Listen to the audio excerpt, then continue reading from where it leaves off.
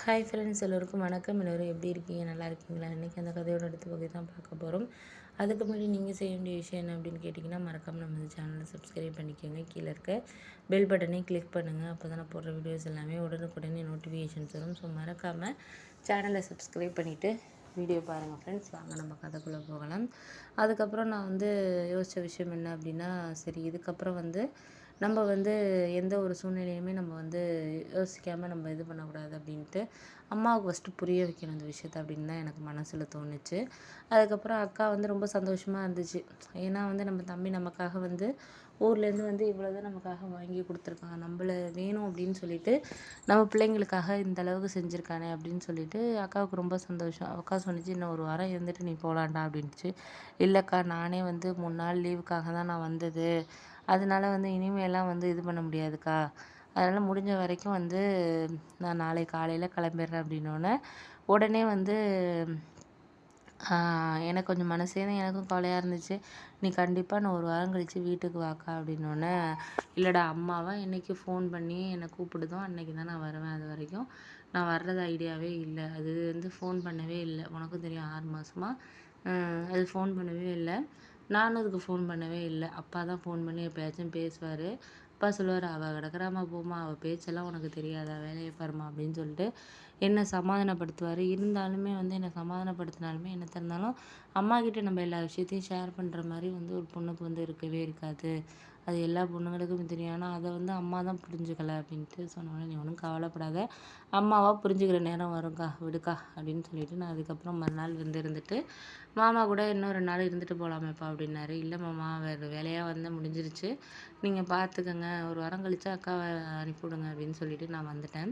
அதுக்கப்புறம் நான் வரப்போ பஸ்ஸில் வர்றப்பெல்லாம் எனக்கு அம்மா ஏன் இப்படி பேசுனாங்க, என்ன அப்படி அப்படிங்கிறது தான் ரொம்ப மனசே இதாக இருந்துச்சு. சரி ஓகே அப்படின்னு சொல்லிட்டு அதுக்கப்புறம் ஊருக்கு போயிட்டேன். ஊருக்கு போனோன்னே அம்மாவுக்கு நல்லாவே தெரிஞ்சிருக்கு, நான் அக்காவை பார்க்க தான் போயிருக்கேன்னு. ஆனால் அம்மா அதை காட்டிக்கல.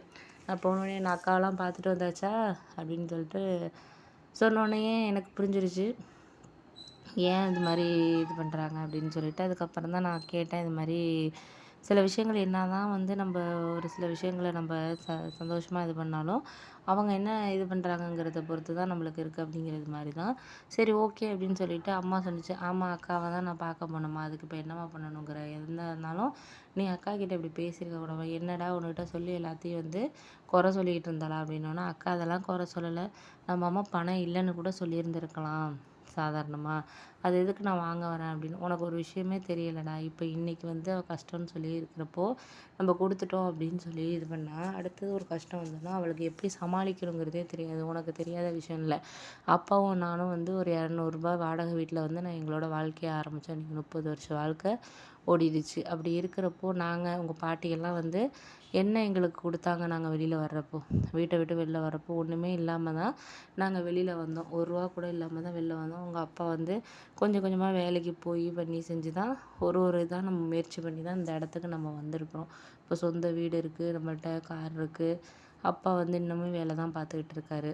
அப்படி இருக்கிறப்போ அவரும் கஷ்டப்பட்டுட்டு தான் இருக்கார், நான் இல்லைங்கல. இப்போ 1 பவுன் இல்லை 2 பவுன் கூட அவளுக்கு எவ்வளோ நகை போட்டு கிட்டத்தட்ட 25 பவுன் நகை போட்டு நல்லபடியாக தான் எல்லாம் செஞ்சோம்.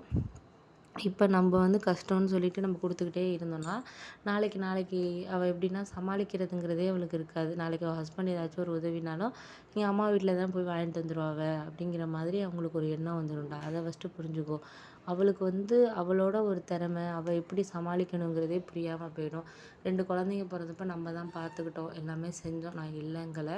இப்போ காசு கொடுக்குறது ஒரு பெரிய விஷயம் கிடையாது நமக்கு. அதை நான் பணமே கூட என்கிட்ட இருந்துச்சு, அதை எடுத்து கூட நான் அவளுக்கு கொடுத்துருந்துருக்கலாம். இன்றைக்கி அவள் இவ்வளோதுலேருந்து மீண்டு வந்திருக்கான்னா எதனால, நம்ம அன்றைக்கி பேசின வாசி தான் இன்றைக்கி அம்மா இப்படி பேசிட்டாங்க, நம்ம இன்னும் வாழ்க்கையில் கொஞ்சம் நல்லா முன்னேறி காமிக்கணுங்கிற வாசி தான் இன்றைக்கி நல்லா இருக்கிறேன். நானும் அவளை விசாரிச்சுட்டு தான் இருக்கிறேன். மாலதி அத்தை கூட போன மாதம் போயிட்டு வந்திருக்காங்க. வீட்டுக்கு போனப்போ கூட அவள் எதுவும் குறையெல்லாம் சொல்லலை, நல்லா தான் இருக்கிறா, பிரச்சனை இல்லை, நல்லா இருக்கிறான்ட்டு தான் நான் அவங்கள்ட்ட போகிறப்பயே நான் கொஞ்சம் ஸ்வீட்ஸ் இதெல்லாம் கொஞ்சம் நானாக வாங்கி தான் பிள்ளைங்களுக்கெல்லாம் கொடுத்து விட்டேன். எனக்கு பாசம் இல்லாமலாம் இல்லைடா, அவள் நல்லா இதாக இருக்கணும், திறமையாக இருக்கணும். இப்போ உள்ள பொண்ணுங்களாம் எந்த அளவுக்கு சமாளிக்குதுங்க, எந்த அளவுக்கு இருக்குதுங்கங்கிறத புரியுதா உனக்கு? அதெல்லாம் சமாளித்து வந்தால் மட்டும்தான் நம்மளுக்கு ஒரு சூழ்நிலை வந்து நம்மளுக்கு இது பண்ணும் அப்படிங்கிறது தான் உனக்கு போக போக உனக்கு வந்து இப்போ புரியாது. என்னடா அம்மா இப்படி பேசுகிறேன்னு. அப்புறம் தான் உனக்கே புரியும் அப்படின்னு சொல்லிட்டு சொன்னோன்னே, சரி சரி விடு விடு பார்த்துக்கலாம்.